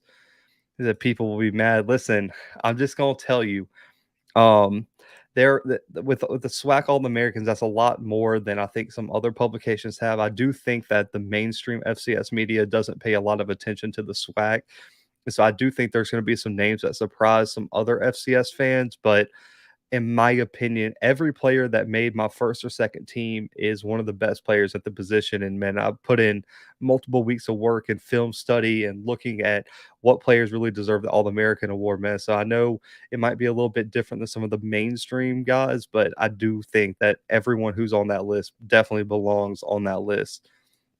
Hey, Blue, if you go conference All-American, is that the same as regular AP All-American? You're still an All-American at the end of the day, S-Class. You're just a conference All-American or you're an FCS All-American. So it's really just, are you a national All-American or you're just a conference? I mean, if you're named SWAC All-American, you're just a conference All-American. You were named All SWAC, and you're still an All-American at the end of the day. It's just you might not be an All-American in terms of the overall FCS. Both are huge honors. It's just you're just an All-American at the end of the day. It's different, but for me, it's still a great honor either way. And I am going to do conference All-Americans too. That's the next step. I'm going to go alphabetical order release conference All-American list. So stay tuned for that as well. Let's see. Wadman is fine. I'll be ready Labor Day weekend in Miami. Yes, I will be at SWAC Media Day. I'm also planning on going to. I'm getting my list together, but I'm probably going to be at the ASUN Media Day, the SoCon, the OVC, the SWAC, and I'm trying to get to the MEAC. It just kind of depends on when those main days are. But any media day that's probably in the South, I'm going to try to be at, but not going to the Big Sky or WAC or MVFC. Listen, gas is expensive. I got to save up for the season, man. But yes, I will be at the SWAC Media Day as of right now. Let's see. Do you like Lincoln Riley's air raid offense? Yes, I think as long as he has a really good quarterback, that offense really hums at a high level. I think the air raid offense or the air raid / spread offense is still the future, man. So I do like his offense. Coach promised serious about those grades. Let's see. Hey, appreciate you, Eddie. Who wins the Big Sky Conference? Right now, I would lean toward Montana State winning it. I think Montana and Sac State are going to be really big contenders for that one. I think Eastern Washington takes a step back, but I would say if I had to pick one, I'm going to go ahead and say Montana State wins that. Hey, I appreciate you, Daniel. Listen, I'll hit you up if I get up to Bozeman for a game. I'm talking about the fall game when A&M talked all that noise in there, put under a microscope, and JSU destroyed glass. Hey, fair enough. Yes, get them likes up before you head out, man. I'm gonna hit this last question. Coinus Miller hasn't transferred anywhere. I haven't seen him post any offers. I haven't seen him post any information. But as far as I know, Coinus Miller is not committed anywhere. He hasn't announced his transfer. I don't know what's going on there. Let's see, man. But hey, appreciate y'all tuning in. This was really last second, so definitely appreciate y'all hopping on the live stream with me. D Jones, I'm going to the Tennessee State Jackson State game, Campbell Jackson State, Alabama State Jackson State, and now the Boombox Classic Southern Jackson State. Those will probably be the 4 Jackson State games I knock out this season. So catch me at any of those games. But listen, guys, hit the like button. If you're not subscribed. I'm going back to my weekly mailbag. So next week, stay tuned for the next mailbag. We'll talk some of the articles I drop. You guys can submit questions on Twitter, Instagram, comment them on the video for next week. And man, we're gonna get these things rolling, man. Weekly mailbags are back. Check out the website tomorrow, 11 a.m. Central Time. Our inaugural FCS All-American team is dropping. Make sure to tag players, send it to players, send to administrators, man. We want to try to get the buzz up for our first ever FCS All-American list. Appreciate y'all so much. But until next time, guys, the Blue Bloods are out.